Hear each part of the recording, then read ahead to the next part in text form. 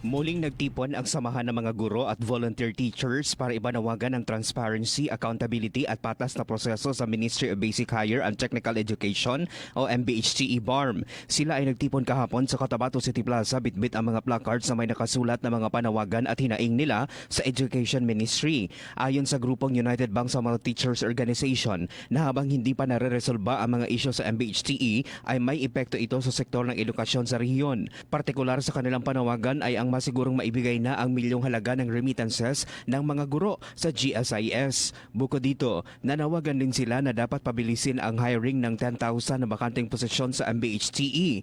Umapila rin sila na sana ay gawing prioridad ang mga volunteer teachers na nag-aantay ngayon na matanggap bilang guro. Bigyan ng prioridad ang mga kwalipikado nagsisilbing volunteer teachers. Hindi dahil naawa tayo sa kanila, kundi dahil karapat-dapat sila! Umaasa ang grupo na maririnig ang kanilang sigaw at hinaing kasabay ng panawagan na sana ay maisaayos agad at maging patas ang sistema sa MBHTE. Mark Anthony Tayco, NDBC, Bida Balita.